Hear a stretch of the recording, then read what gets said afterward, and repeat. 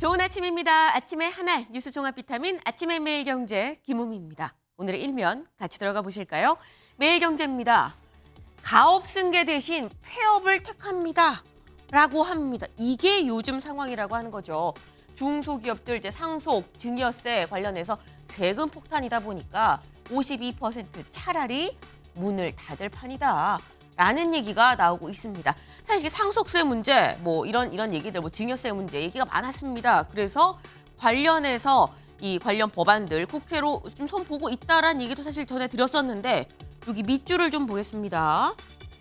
네, 지금 기업 승계 이 활성화 내용을 담은 세법 개정안 현재 국회 기획재정위에서 논의 중입니다. 그런데 국회 일정 등을 고려할 때 21대 국회에서 통과될 가능성은 매우 낮은 상황이다라는 겁니다. 지금 국회에서 논의 중이고 기재위에서 지금 다 이 세법 개정안이 올라와 있습니다. 하지만 결론적으로 지금 국회가 거의 끝나가죠. 얼마 안 남았습니다. 그 안에 21대 국회 안에 과연 통과가 될 것이냐 희박하다라는 얘기네요. 네, 기재위원님들 저희 방송 보고 계실지 모르겠습니다. 다음 기사 보겠습니다. 다음 국민일보입니다. 기적은 없었다. 오일머니에 꺾인 부산의 꿈입니다. 네, 어제 저희가 그 말씀 드렸었죠. 제가 부산의 기적하고 내일 아이템으로 꼭 다루고 싶습니다.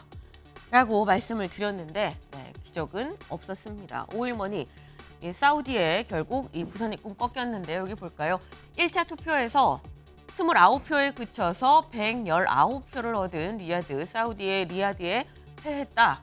한덕수 총리 국민 여러분 기대에 미치지 못해서 송구하다라는 얘기를 전했습니다. 하지만 이번 이 부산 엑스포 유치전에서 또 우리가 얻은 게 있죠. 우리가 얻은 거 정부, 기업, 국민들까지 다 한마음 한뜻으로 정말 오랜만에 원팀이지 않았나라는 생각이 듭니다. 네, 다들 정말 한마음 한뜻 수고하셨다는 말씀을 같이 드립니다. 다음 기사 보겠습니다. 동아일보입니다. 영남 의원 10명 이상 컷오프 대상. 네, 어제도 사실 저희가 국민의힘 내부 이 당무감사 내용 발표와 함께 좀 물갈이 좀 뒤숭숭하다라는 얘기를 전해드렸습니다. 그래서 어제 전해드렸던 게 46명, 22.5%에 대해서 그리고 사실 그건 원외도 포함인데 원외도 두 자릿수다. 이 현역 의원들도 두 자릿수로 사실상 컷오프 대상에 올라갔다라는 얘기 전해드렸습니다. 근데 어제랑 다를 거 없는 거 아니야? 10명 이상? 영남 의원입니다. 네, 영남 의원 두 자릿수는 두 자릿수인데 영남 의원만 따졌을 때 이미 10명 이상이다라는 거죠. 조금 더 한 발 더 들어간 내용입니다. 국민의힘 내부 지금 영남권 의원들 좌불안석이다. 상당히 좀 분위기가 뒤숭숭할 수밖에 없는 상황이다라는 말씀을 드립니다. 다음 기사 보겠습니다. 세계일보입니다. 내각 대통령실 다음 주부터 대대적 개편. 네, 지금 계속 이 내각 대통령실 개편한다 얘기가 있었습니다. 근데 구체적인 주가 나왔죠. 다음 주부터 대대적으로 개편을 한다. 그럼 나온 사람들은 어디로 가느냐? 누가 나오고 어디로 갈지 그 얘기는 잠시 뒤에 대담으로 좀 짚어보겠습니다. 다음 기사 보겠습니다. 서울신문입니다. 네, 흑자는 단 34년뿐 적자 인생 커졌다. 네, 여길 좀 보겠습니다. 네, 이게 지금 1인당 생애주기 적자 추이입니다. 슬픈 그래프입니다. 네, 일단 영세 적자로 시작을 합니다. 한 1,000만 원쯤 적자예요. 좀 더 되죠. 1,000만 원쯤 적자로 시작을 합니다. 이 적자 부분 결국 부모님이 메꿔주시는 거죠. 1,000만 원 적자 시작을 해서 쭉쭉 내려가서 가장 큰 적자는 17살. 만 17살이면 고3쯤 됩니다. 이때 마이너스 3,527만 원. 가장 많은 적자. 학원비 엄청 들죠. 네, 최고 이 적자를 찍고 그다음에 쭉 오릅니다. 올라가서 흑자로 올라가서 27살 때 103만 원 흑자고요. 흑자로 최고치를 찍는 게 43살 1,792만 원 흑자다. 43살 때 가장 최고 흑자를 찍는다. 그 다음에 다시 0으로 돌아오는 게 61세 0보다 좀 더 미치네요. 마이너스 147만 원. 147만 원 적자다. 그 뒤로는 계속 적자입니다. 쭉 적자. 85세 이상 계속 적자다. 잠깐의 흑자와 계속되는 적자. 네, 혹시 보면서 나는 그럼 흑자가 몇 년 남은 거지? 나는 얼마큼 더 있어야 흑자 올라가는 거야?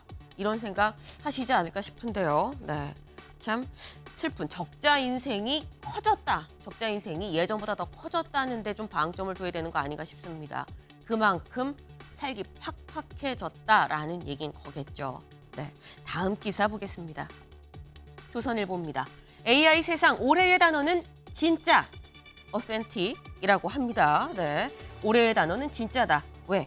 AI 등장과 함께 가짜 정보가 쏟아지고 있다. 그러다 보니까 뭐 학생 논문, 정치인 발언, 이게 정말 AI로 진짜처럼 만들다 보니까 진짜인지 아닌지 믿을 수 없게 됐다. 네, 가짜가 판치는 세상.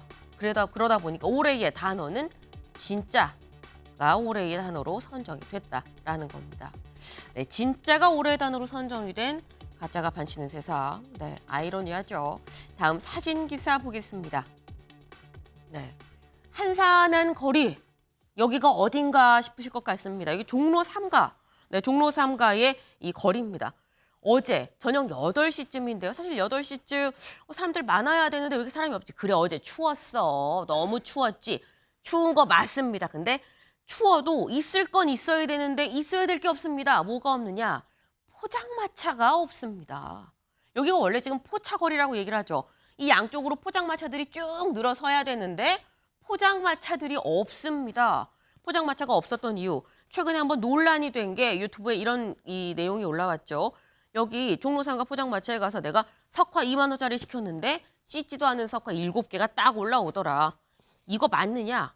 이런 얘기가 올라왔습니다. 이게 논란이 커지다 보니까 상인연합회에서 스스로 자체적으로 영업을 좀 중단하고 위생을 다시 재점검하는 시간을 갖고 있다고 합니다. 네, 재점검 시간을 거쳐서 다시 새롭게 태어날 포차거리를 좀 기대해 봅니다. 아침의 매일경제 뉴스 종합 비타민 언제나처럼 TV로 크게 보시다가요. 궁금한 점 유튜브 댓글 남겨주시면 같이 좀 얘기를 해보겠습니다. 함께해 주실 분들 소개합니다. 안녕하세요.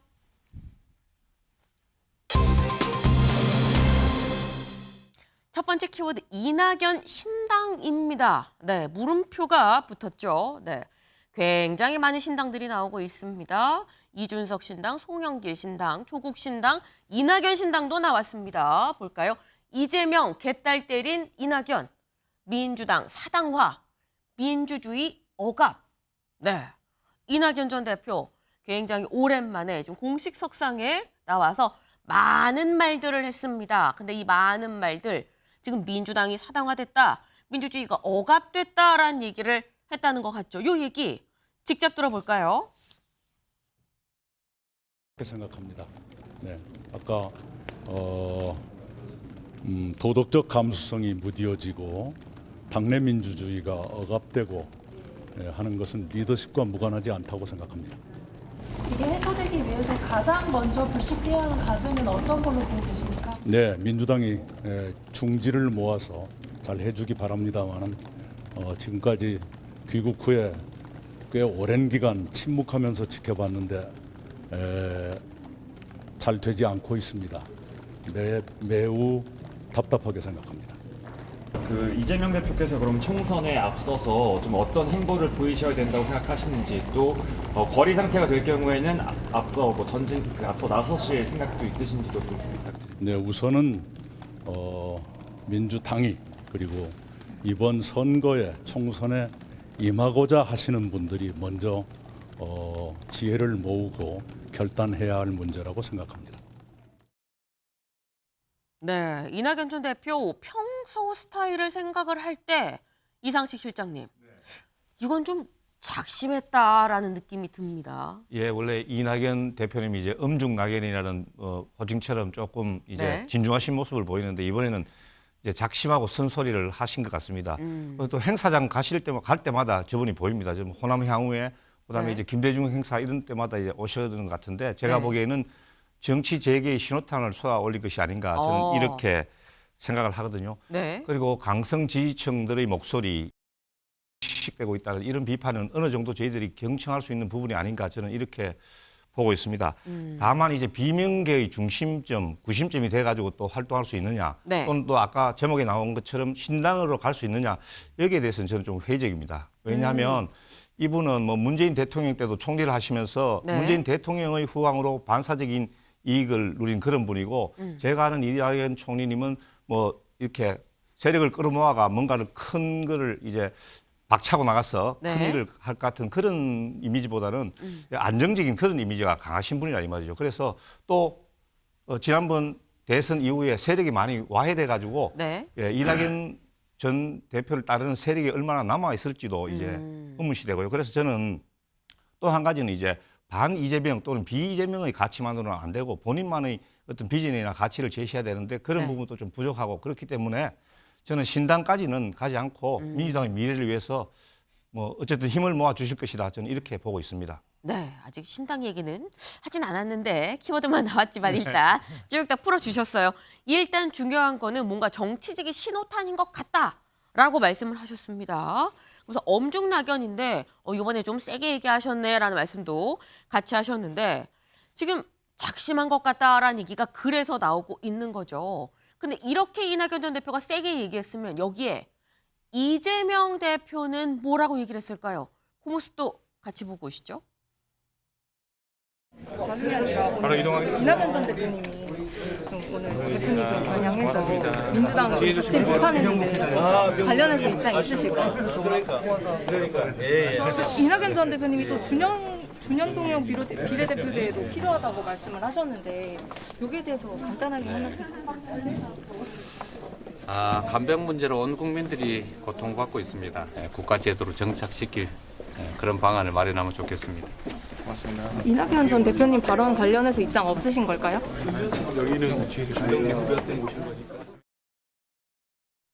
네, 기자들이 이재명 대표한테 물어봤습니다.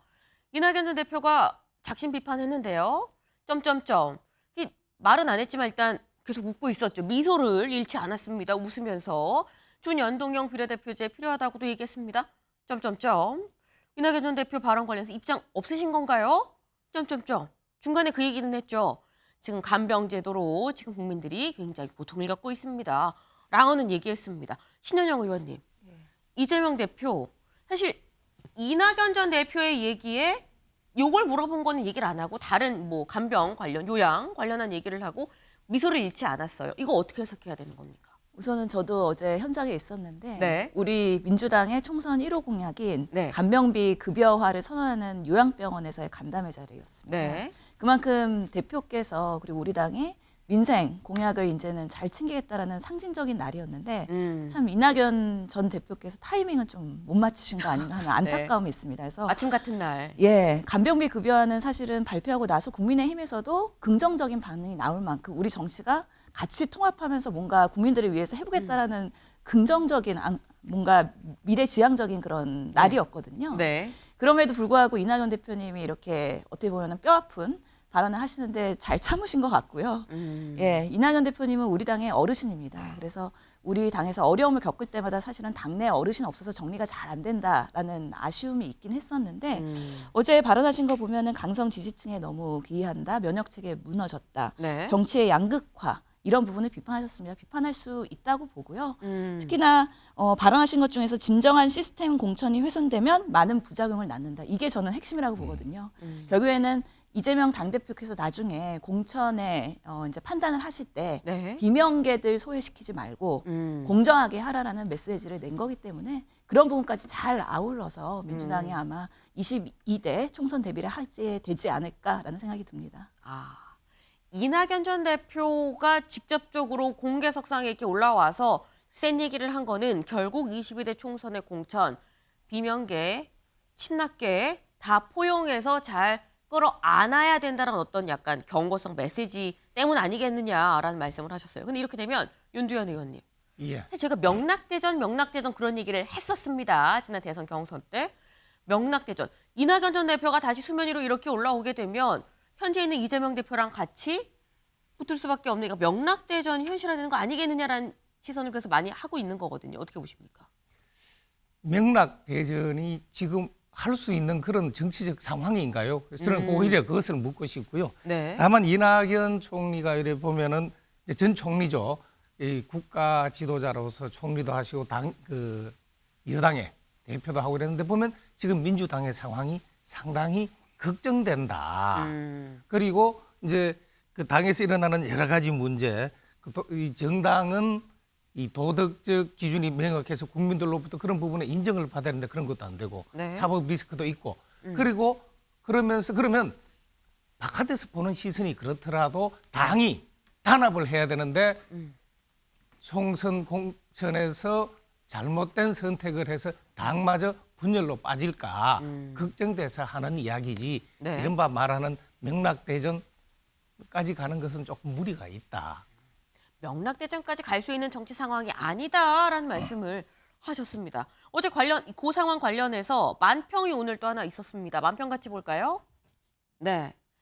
누가 봐도 이낙연 전 대표죠. 누가 봐도 네 지금 많은 얘기들 나오고 국민 신뢰 부족, 거대 양당, 민주당은 가치 품격을 잃었고 지금 언동나무 굉장히 많은 얘기들을 지금 했습니다. 엄중하게 지금 얘기를 하고 이낙연 전 대표 그 밑에 이재명 대표 뭐지 왜 갑자기 귀속이 막 너무 간지러운 겁니다. 어제 얼마나 간지러웠을까 그렇다고 한다면 근데 이 간지러운 게 그냥 간지러운 표정이 아니에요. 굉장히 약간 당혹스러움이 묻어나는 표정입니다. 김병민 최고위원님. 네. 만평 어떻게 보세요?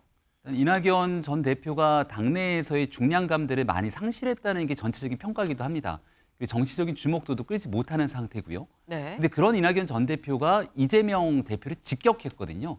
본인이 썼던 정치적 화법과도 다르게 굉장히 많은 용어들을 썼고 그중에 눈에 띄는 건 어쩌다 정책을 내놓아도 사법 문제에 가려진다는 건 이재명 대표의 사법 리스크를 직격한 겁니다. 근데 이런 문제를 단순하게 당의 어른으로서 비명계 의원들의 공천 학살이 두려워서 이런 부분들을 막고자 하는 조언이 아니라 이 정도가 됐다면 이낙연 전 대표도 내년 총선을 앞두고 마지막 정치 무대에 등장하겠다는 신호탄일 수 있거든요. 이낙연 전 대표가 정치 무대에 등장하겠다면 네. 결국 이재명 대표를 향한 거센 공격들이 시작될 텐데 지난번 있었던 경선 한번 생각해 보십시오.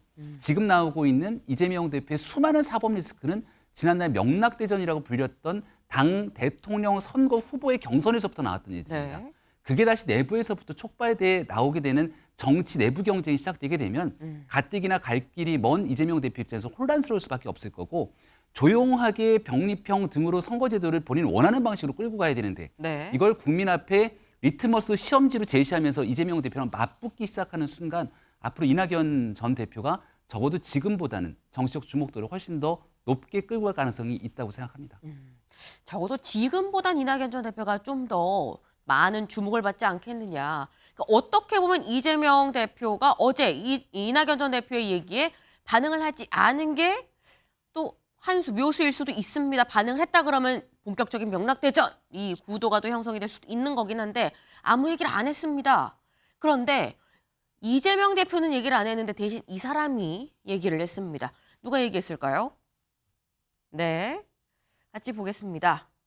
이분입니다. 네, SNS에 이런 글을 올렸습니다. 철저하게 반성문을 써야 할 분이 자기 책임을 모두 망각한 채 당시 후보를 흔들고 있다. 국무총리로 180석 의석을 가진 여당 대표로 정책 실패에 대한 자신의 책임을 돌아보는 게 마땅한 거 아니냐라고 얘기를 했습니다. 이상식 실장님. 네. 지금 이낙연 전 대표 당신은 잘했습니까? 당신 책임은 왜 없습니까? 라고 얘기를 했어요. 예, 저 말도 뭐 틀린 말은 아닙니다. 그렇지만은 지난 대선에서 저희 민주당이 패배한 것은 뭐 후보 그다음에 당원들 뭐 모두의 책임이기도 한 거죠. 그래서 김남국 의원이 콕 집어가지고 이낙연 전 대표의 책임만 저렇게 부각하는 것은 네. 저는 바람직하지 않다고 봅니다. 모두의 대선 패배는 모두의 책임인데 그걸 또 이낙연 전 대표만 얘기할 건 아니지 않냐라고 말씀을 하셨습니다. 네. 일단 이재명 대표 대신에 김남국 의원이 지금 올렸는데 김남국 의원은 신현영 의원님 민주당입니까? 지금 무소속이죠. 네. 그렇기 때문에 오히려 더 자유롭게 얘기를 하는 것 같긴 한데. 그래서 더 자유롭게. 예, 그럼에도 불구하고 민주당의 그 주류 목소리는 아니라고 이해해 주시는 게 좋을 것 같고요. 실제로 저런 메시지를 낼 정도로 좀 답답한 마음이 있었던 것 같습니다. 우리 민주당이 지금 정부 여당의 무능, 실책 이런 것들을 지적을 해야 되는 시점에서 또 내부의 싸움으로 자중질환되거나 분열되는 소지가 있기 때문에 이낙연 대표님도 얼마나 뭐 제대로 하셨냐. 본인의 부족한 부분을 먼저 인정하고 네. 그런 부분에 있어서 민주당이 건설적으로 잘 나갈 수 있는 어르신으로서 조언을 해야지 결국에는 이재명 당대표를 타겟으로 해서 또 잡아 내리끄는 거 아니냐. 그런 것들에 대한 일부 불만의 목소리를 대변한 거라고는 생각이 듭니다. 네. 민주당의 어떤 그 중지가 모아진 그런 뜻은 아니다.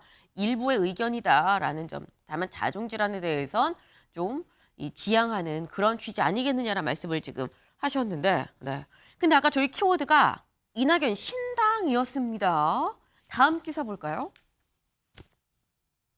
이낙연 당내 민주주의 질식하고 있다. 이재명 때리며 신당 가능성도 열어놔. 신당 얘기가 나오고 있습니다. 신당 얘기가 왜 나오게 된 건지 직접 들어보시죠.